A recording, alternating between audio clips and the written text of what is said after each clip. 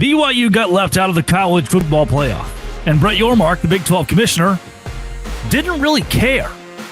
That's like almost the quote. This is Locked On Big 12.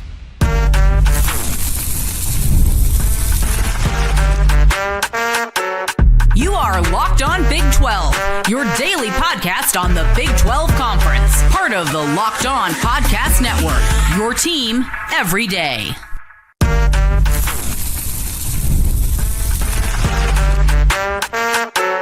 You are Locked On Big 12, your daily podcast on the Big 12 Conference, part of the Locked On Podcast Network, your team every day.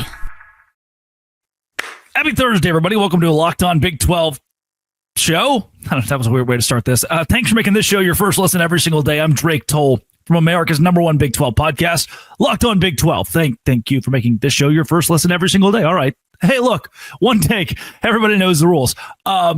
First and foremost, if you are an Arizona fan, a Colorado fan, a UCF fan, a West Virginia fan going, he's talking about BYU again. May I say, if your neighbor's house burns down, which is what has happened, by the way, you were the one who starts the GoFundMe, right? We all rally together to start the GoFundMe for the neighbor whose house burned down. The neighbor themselves, they don't usually start the GoFundMe. This is where we all step in. And past that, if you're Arizona or Utah, hello, or Iowa State or Kansas State saying, well, it happened to BYU, who cares? This would be you. This could be you. This will be you unless something changes. And the commissioner of the Big 12 Conference is doing kind of nothing to change it. That's a problem. That is bad. So that's why this is a topic of conversation. I want this to be fixed next year. This time next year when we roll around and I say, yeah, Utah should be left out. This shouldn't happen. It has never happened to a Power 4 team. It never happened. But it happened to BYU. And it will happen to you unless something is done. And if little podcast man over here with a $69 microphone, nice, has to stand up and say the quiet part out loud, tell the committee that they're idiotic, and the Big 12 commissioner won't, then fine. Little podcast man with a $69 microphone will do exactly that. Because here's the quote from the Sports Business Journal. Ever heard of them? It says Brett Yormark said on stage at IAF that he thinks the College Football Playoff Committee got it right. What? Your neighbors, you know what? Better. You're the head of the HOA, and your second largest house just burned down. The house that does all the cookies and the carols and the hot chocolate during Christmas. The biggest house, they're the oil barons. We like them because they make all the houses look way better. The second biggest house is the one that loves each other. They're the ones that plan the community events. It just burned down. And the head of the HOA goes, yeah, I think that the House Fire Committee got it correct. I think we're good here. All right, next question. I haven't even read the quote yet from Sports Business Journal. The direct quote from Brett Yormark says, was I happy about BYU? No. But I think overall they did the right job. Now, was I happy the Jones house burned down? You know, they've donated more money than anybody else in the neighborhood. They have 7 foster kids. The dad's a war veteran. Am I happy their house burned down? No, I mean, no. But I think overall, if you're going to pick a house to burn down, I think, yeah, we're good. What? The quote ends, listen. It's progress over perfection, baby. Like that's the ultimate. Come on, man. This whole thing, progress over perfection. See ya. What? You can't just hit me with like a really clever line you got from Brene Brown or Simon Sinek. Brett Yormark can't go into the mode of, I've been listening to a lot of public speeches by motivational speakers recently, and I heard a really good line that was, progress over perfection. Duck face, selfie. What? In the same vein, he calls out Notre Dame's athletic director, who has nothing to do with any of this, who has nothing to do with any of BYU getting left out. Notre Dame also got left out. They have nothing to do with the playoff at this point. Notre Dame's not the bad guy. The SEC bad. SEC bad. I don't think we have to hate Notre Dame. You, Brett Yormark, should be wanting Notre Dame in your conference. He says that he looks at the Notre Dame athletic director and, quote, I think his behavior has been egregious. The committee got it right. The SEC, fine and good lads. But that Notre Dame athletic director, for being so mad he didn't get into the playoff when he went 10-2, Now my 11-1 team got left out. I'm not happy about it, but they got it right. And look, Brett, I love Brett's office, man. Like I've had people, I was stunned. I've never, I'll take you behind the curtain a bit. This show is not built for an athletic director or a head football coach. I come on here sometimes and I say fire Aaron Roderick. I don't say that expecting Kalani to be listening. I don't say that expecting to now email the athletic director, Brian Santiago, in 30 minutes like, hey, Brian guy, how you doing? Want to come on the show? Now, and then those folks have been invited on the show once every 3 years. And I want to keep a great relationship with Jamie Pollard, with Kirby Hocutt. But I don't tailor this show to the Big 12 Conference to make them all feel tickly. I don't tailor this show to the athletic directors. I don't tailor this. And here's why. Because ESPN, by and large, does. A lot of the national content you get, their boss above them is going, hey, remember, don't say anything too bad about Mark Harlan because one day we're going to need credentials to a Utah game. We don't want to get denied.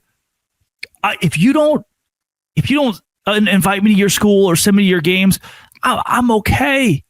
If it means that I still have the autonomy to say what I think. And right now, I'm saying what I think about Brett Yormark. I think he's a damn good businessman. I think he's a very good representation, most of the time, for this conference. In the meetings with Greg Sankey, in the meetings with Tony Petitti, in the meetings with the powers that be, like Jim Phillips.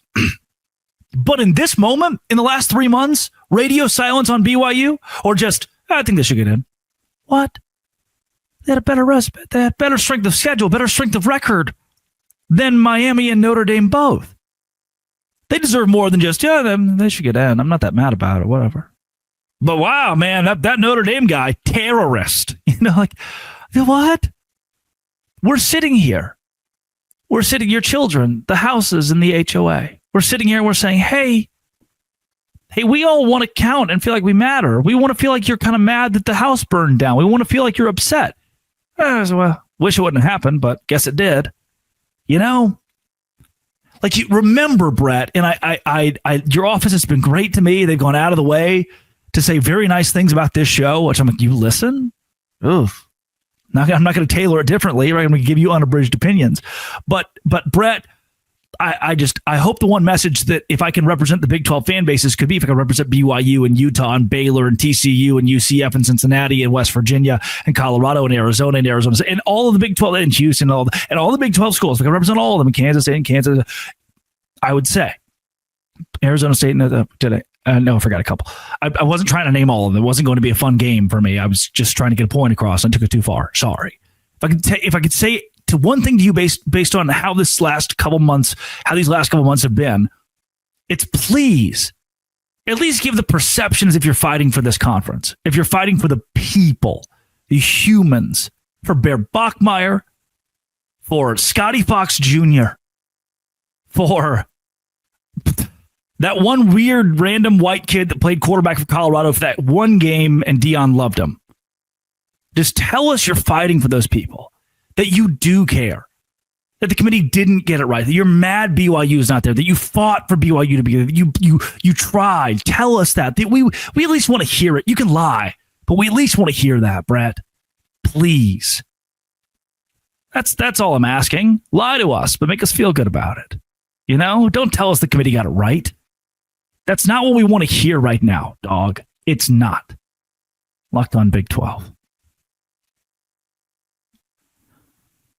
Today's show is brought to you by Aura Frames. You bet your butt I go to Aura Frames and find the best Christmas present possible for my mama. Bought her one last year. Holidays officially here. Aura Frames is the gift that delivers every time. Not just something you wrap. It's a way to share memories. Aura isn't the average picture frame. You can reload the frame with photos before gifting it. So when they plug it in, the memories are already there. Instant smiles. Grandparents, parents, newlyweds, anyone who loves photos. Endless uploads of pictures, 30-second videos of the Aura app. For a limited time, Saving the perfect gift by visiting auraframes.com to get $35 off Aura's best-selling Carver Matte Frames, named #1 by Wirecutter. Use promo code COLLEGE at checkout, auraframes.com. Promo code COLLEGE. The deal is exclusive to listeners, and frames sell out fast. So order yours now to get in time for the holidays. Support the show by mentioning us at checkout. College terms and conditions apply.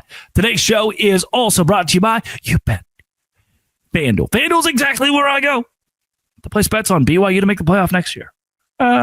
Or Utah. Honestly, Utah's got a lot of money to work with. I'm excited about this Utah deal. NFL Sundays move fast, by the way. One big play, and suddenly everything changes. Live betting at FanDuel helps you stay afloat. Not just afloat, but on top of things. Live spreads, money lines shift instantly. Player props update as guys heat up, and you can bet on next touchdown scores, drive results, totals, and more. If you want to be right in the middle of the action this season, visit FanDuel.com and place your live NFL bets all season long. FanDuel, the game moves fast, so can you. That's FanDuel.com. Visit FanDuel. Do it today. Housekeeping. I have spent the last 4 months not sleeping, which is great. I am not doing the Aaron Andrews thing. I talk into a microphone for a living. My father mows lawns. I have the easiest job in the world, the best job in the world. You all make it a great job. That said, I don't think that there has been a single day outside of college football, which I don't actually upload shows on the morning of college football because they're the poorest performing ones. You're watching Game Day, which you should watch Game Day. I like Game Day or Fox Big Noon Kickoff or any of those things. But that's today's show is a shorter show. Tonight, the squad show comes out, which is great. I don't want to cut you short, but I'm going to go take a nap. Can you believe that? What's so cool is I show up every day to talk to you. Because I love it, and I should, right? Again, don't pity me here. That's not the point. What's cooler to me, I was getting to the final. Did you give me a second? What's cooler to me is that you show up every day to listen so that we can keep this relationship going. And I like that a lot, man. I love the comments. I'm reading more and more now. But I think a year ago, I was pretty clear, maybe less than that I don't read the comments when my mom does. She still does read everyone. And it's because at the time, the comments were super negative and wishy-washy, and now the negative comments don't even bother me that much. All the positive ones are great because at some level, I don't know if I turned a new leaf or just started making sense and having common sense. But now I come on this thing and I feel good about my takes. Not that but yeah, there was a time where I was like, I don't know, maybe, I hope. And now, dog, like you get the best of me. You get the best of what I can give you in sports takes. And for some reason, they're right sometimes, a lot of the time. Isn't it nice to go to the water cooler knowing that I've already told you how to be right? I don't know what happened for me to possess and wield this power. But God said, I don't know. And here we are. And I'm wrong a lot, too. Like the best bets, those don't always hit. I'm sure I have. I like this. Best bets from a few weeks ago. Yeah, Arizona did beat Baylor by -6.5. I think Iowa State covered 4.5 against Kansas. Houston lost to TCU. I don't remember, actually. Utah didn't beat Kansas State by 17.5, but BYU routed. Okay, so maybe I'm right a lot more than I give myself credit for. I don't know. We'll figure it out together. Love you. Miss you. I'm going to take a nap. And we'll see you real soon. Yes, nap. This has been It Always Will Be Locked On. Thanks for making it your first listen every single day. Dose Grande.